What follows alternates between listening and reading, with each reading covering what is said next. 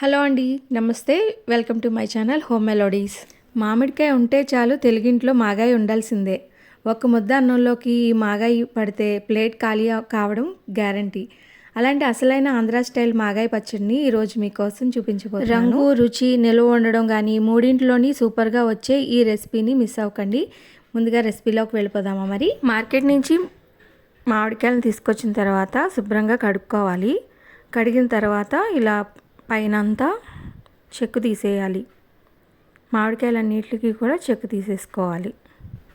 ఇక్కడ నేను 10 కాయల వరకు తీసుకున్నానండి. ఇవన్నీ కూడా శుభ్రం కడిగిన తర్వాత ముచ్చుకులు తీసి ఆరబెట్టుకున్న తర్వాత ఈ ఫీల్ అంతా తీసేసుకోవాలి.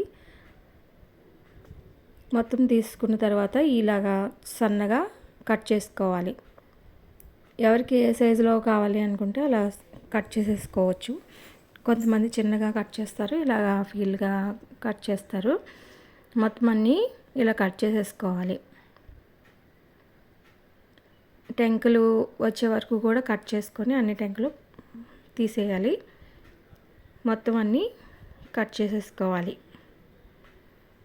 చూస్తున్నారు కదా, ఇప్పుడు ఇలా నేను కట్ చేసుకున్న దాంట్లో ఈ ముక్కలు కొలుచుకోవాలి.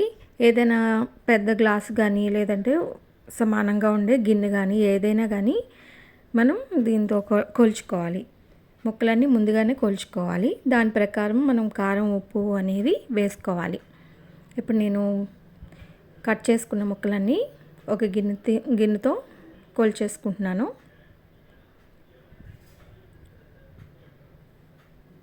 ఒక గిన్నె తీసుకున్నాను. ఒక గిన్నెతో కొలుచుకుంటే నాకు 4 గిన్నెలు అయినాయి.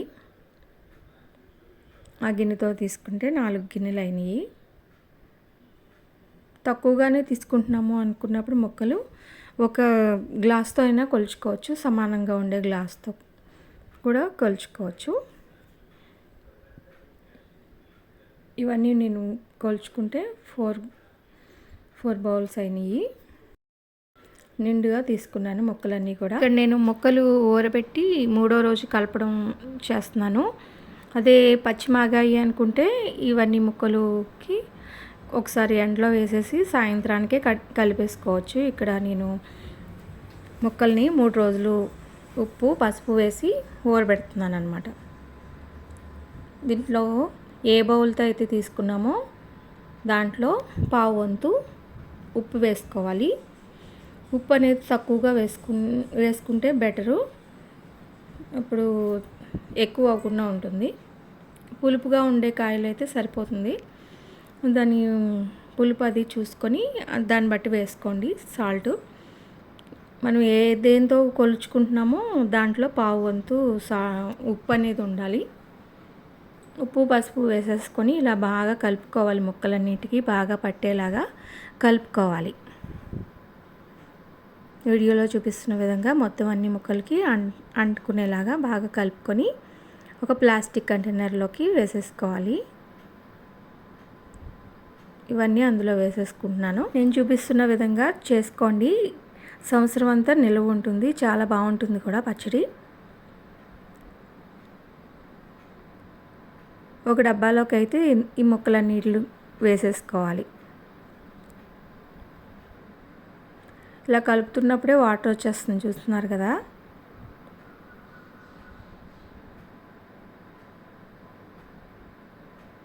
ఇలా ఇందులో వేసేసుకున్న తర్వాత మూత పెట్టేసుకొని 3 రోజుల వరకు మధ్యలో కలుపుతూ ఉండాలి. రోజుకొక రోజు ఉదయం కానీ సాయంత్రం కానీ ఒకసారి ఇలా ముక్కలన్నీ ఒకసారి కలుపుకొని మూత పెట్టేయాలి. అలా 3వ రోజుకి మొత్తం వాటర్ అంతా దిగిపోతుంది. చూస్తున్నారు కదా, వాటర్ అంతా దిగిపోయింది. ఇది ఎండలో వేసుకోవాలి. ఆ ముక్కల్ని బాగా పిండి ఎండలో ఒక షీట్ కవర్ మీద వేసుకోవాలి. ఇలా పలుచగా ఆరబెట్టేసుకున్నామంటే ఈవినింగ్ కల్లా ఆరిపోతాయి పొడి పొడిగా. అప్పుడు కలిపేసుకోవచ్చు పచ్చడిని. చూస్తున్నారు కదా, ఈవినింగ్కి బాగా ఆరిపోయినాయి. ముక్కలన్నీ కూడా బాగా ఆరిపోయినాయి. ఇప్పుడు కలిపేసుకోవచ్చు. ఆవాలు, మెంతులు కూడా ఒకసారి ఎండలో వేసుకొని ఎండబెట్టుకోవాలి. మెంతుల్ని దోరగా వేయించుకోవాలి. మెంతులు బాగా వేగుతున్నప్పుడు మంచి స్మెల్ వస్తుంది. అవి కొంచెం కలర్ మారే వరకు కూడా వేయించుకోవాలి, లేదంటే పచ్చిగా ఉంటాయి. అవి కూడా ఒకసారి గ్రైండ్ చేసేసుకోవాలి. మెంతిపిండి ఎక్కువగా తీసుకోవాలి, ఆవపిండి తక్కువగా తీసుకోవాలి. ఇలా కలుపుకున్న తర్వాత పావు వంతు గిన్నెలో పావు వరకు అయ్యే వరకు కూడా వేసుకోవచ్చు. ఈ రెండు కలుపుకున్న తర్వాత మనం దేంతో అయితే గిన్నెతో కోల్చుకున్నామో దాంతో ఒక గిన్నె వరకు తీసుకోవచ్చు కారం. అవి తీసుకున్న తర్వాత దాంట్లో మొత్తం అంతా కలిసేలాగా కలుపుకోవాలి. ఆల్రెడీ సాల్ట్ అయితే వేసేసాం కదా, కల్లుప్పుని వేసేసుకున్నాం కదా ముక్కల్లో. ఇంకా ఉప్పు అయితే వేసుకోవసరం లేదు. ఓన్లీ ఈ కారం, మెంతిపిండి, ఆవపిండి కొంచెం వేసుకోవాలి. వేసుకొని ఈ మూడు బాగా కలుపుకోవాలి.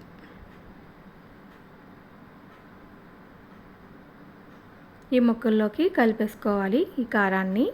మామిడికాయల రసం కూడా ఇందులో వేసేసుకోవాలి, మిగిలిన రసాన్ని. ఇది బాగా కలుపుకున్న తర్వాత దీంట్లోనే కారం మిశ్రమాన్ని ఇందులో వేసేసుకోవాలి. ఆవపిండి, మెంతిపిండి కలుపుకున్న కారాన్ని ఇందులో వేసేసుకోవాలి.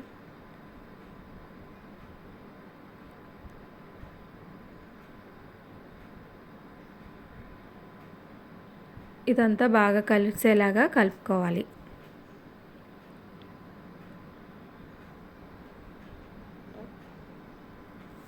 ఈ విధంగా మొత్తం అంతా కలుపుకున్న తర్వాత తాలింపు పెట్టుకోవాలి. ఈ మొక్కలన్నిటికి కూడా బాగా అంటేలాగా బాగా కలుపుకోవాలి. ఈ విధంగా బాగా కలుపుకున్న తర్వాత తాలింపు పెట్టుకోవాలి. తాలింపు పెట్టుకుంటే రుచి చాలా టేస్టీగా ఉంటుంది. రైస్లోకే కాదు, ఇంకా టిఫిన్స్లోకి, చపాతీలోకి కానీ, దోశల్లోకి కానీ చాలా బాగుంటుంది.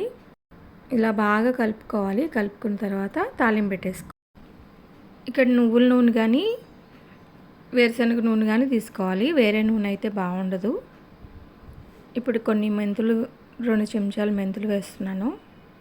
అవి కొంచెం చిటపటమని వేగిన తర్వాత ఆవాలు కూడా వేసేసుకోవాలి. అందులోనే ఒక 3 స్పూన్స్ వరకు ఆవాలు అయితే వేసుకున్నాను. వేసుకొని బాగా వేయించుకున్న తర్వాత ఎండుమిరపకాయలను వేసుకోవాలి. స్టవ్ని ఆఫ్ చేసుకున్న తర్వాతే వెల్లుల్లిని దంచి అందులో వేసుకోవాలండి, లేదంటే పొంగిపోతుంది. ఇంగువ కూడా వేసుకోవాలి దంచుకొని. నల్ల ఇంగువ కానీ, తెల్ల ఇంగువ కానీ వేసుకోవాలి. ఇక్కడ నేను తెల్ల ఇంగువని వేసుకున్నాను. వేసుకుని బాగా వేయించుకున్న తర్వాత ఇది ఇలా చల్లారి పెట్టుకుని తర్వాత అందులో వేసేసుకోవాలి.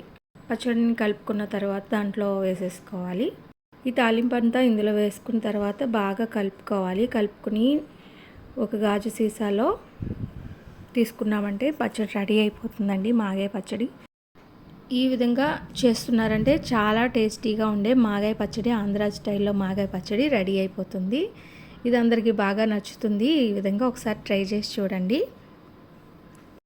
ఇది రైస్లోకి చాలా బాగుంటుందండి. మాగాయ పచ్చడి పెరుగన్నంలోకి కానీ, టిఫిన్స్లోకి, దోశల్లోకి కానీ చాలా టేస్టీగా చాలా బాగుంటుంది మాగాయ పచ్చడి.